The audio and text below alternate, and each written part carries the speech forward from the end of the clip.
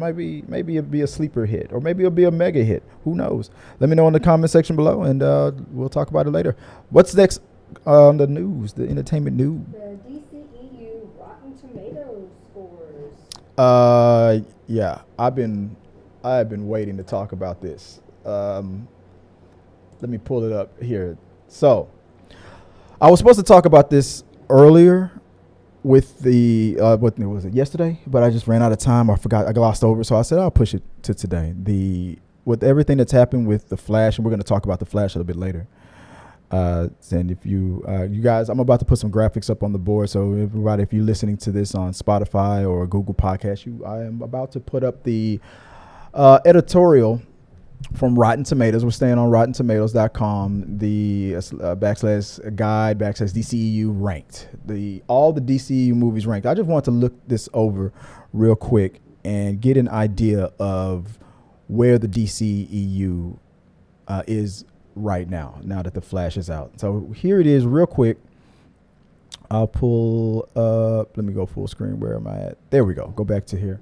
The DCU ranked DC movies and series by the tomato meter. At number 1, Peacemaker.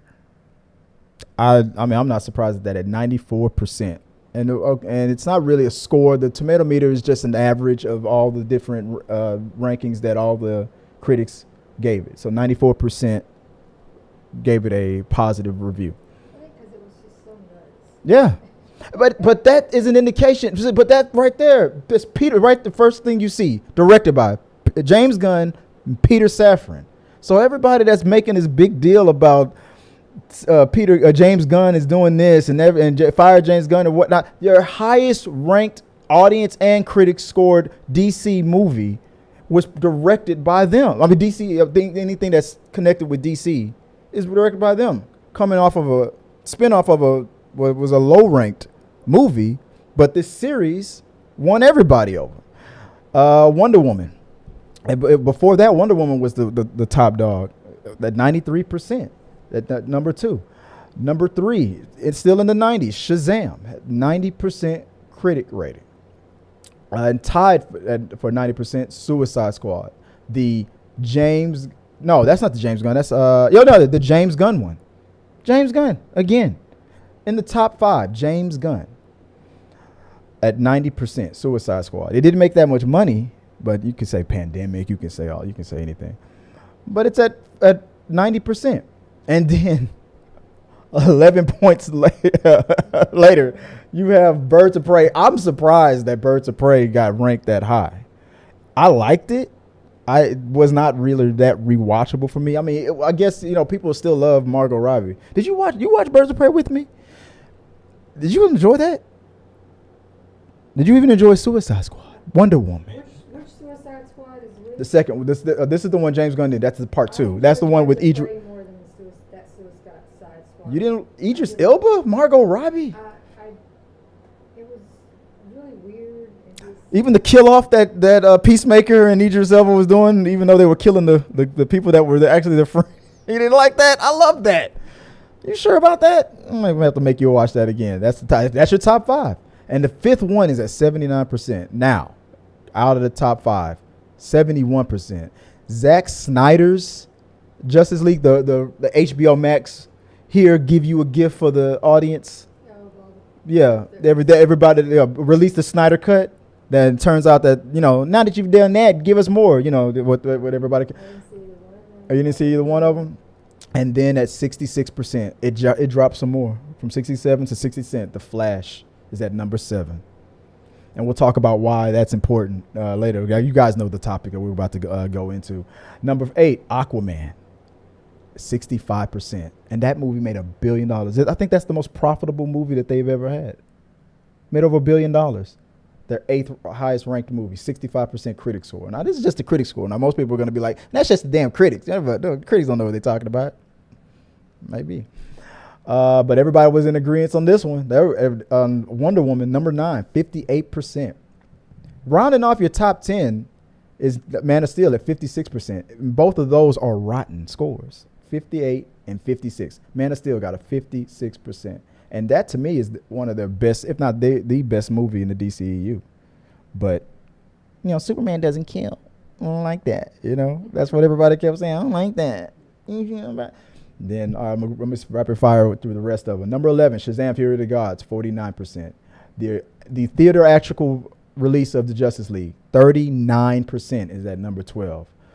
At 38%, Black Adam, at number 13. Number 14, Batman versus Superman, Dawn of Justice, 29%. And I believe it should have gotten a higher score than that. Suicide Squad, the first Suicide Squad, the one with Will Smith. I don't know if you saw that one. That one you saw. Did you like that one more than you like that version of it? Maybe it was just Will Smith that you was just missing. You don't think Idris Elba was maybe it's just, but you see. Okay, so it couldn't have been the direction because it was James Gunn for the second one. So it just maybe just the first one just hit you better.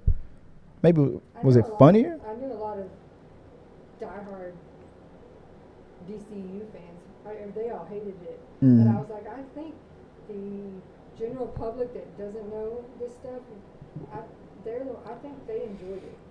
I think the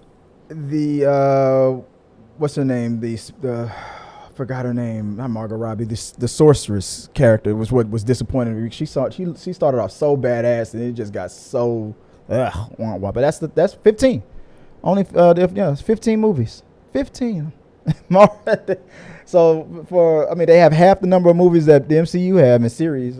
That's including series though.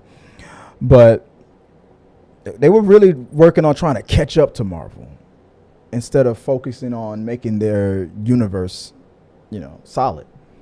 But I feel like, to what this told me was your top ranked movies was James Gunn's. The things that James Gunn had a touch in. Your number 4 and your number 1 was James Gunn properties. So that should tell you something. I feel like I did to me that gives me hope for. That's probably why he got the job.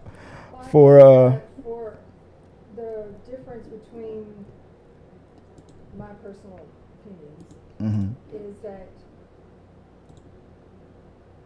Marvel typically has the right combination of action, the drama, the comedy, everything. It's all the perfect little amounts to keep people captivated, watching and going. Whereas in the DCEU, each movie is like different. This one's all serious. There's no comedy. This one's nothing but comedy. This one we tried, but we sucked at it. So it's like we can't find the perfect match. And my personal opinion, The Flash, had they gotten their special effects and the CGI correct, it would have been a very good match to a Marvel, because the acting part, they had that perfect drama, action, I like that take. Going together. I like that. That part they had down. I wonder if you guys in the chat agree with what my wife just said. Is The Flash the most MCU movie the DCU ever did? Is that what you're saying? Yeah, I'm not talking about obviously the special effect. I'm saying that's what it needed. You mean the tone? Like it felt.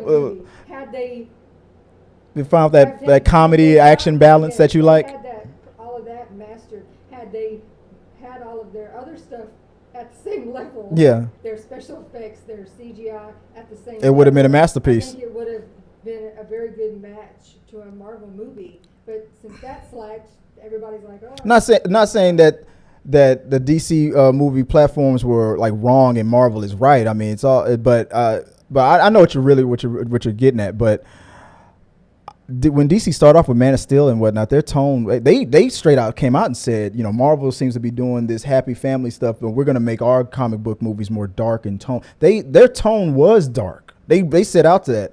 And then when, by the time Guardians of the Galaxy came out and they made all that money, they were like, you know what, let's put a little bit of happy. Everybody's complaining that Superman's not smiling enough and it's getting bashed by the critics. Let's throw some happy in there. So when they did Aquaman and Jason Momoa brought that energy, they changed course. And then that's when you didn't know. I mean, where Marvel was like, Kevin Feige was giving every director their own free range. Okay, the only playhouse that you're gonna have to, the only box I'm gonna put you in is stay on my on my master plan, my overall plan. But as far as the tone that you want for your movie, if you want it to be a spy thriller, make it a spy. If you want it to be a comedy, make it a comedy. If you want to be a this and that, I think that's why Wonder Woman did so well on the things, on the scores, because it had the good package. It had the action, the drama, and the comedy. You know, Chris Pine with his comedy, so it kept. Was that Patty Jenkins? I think. Yeah, the first one, the one that had a good score. Well, she did. I think she directed both of them. It had the total package. Yeah. They lost it for the second. Yeah, for the second one they Thor loved and thundered that shit. That's what it felt like. But hey, I get what I know what you're saying, but I feel like Marvel has done different tones and different things throughout. But Kevin Feige was good at supervising, and they didn't have a real Kevin Feige type person kind of supervising at all.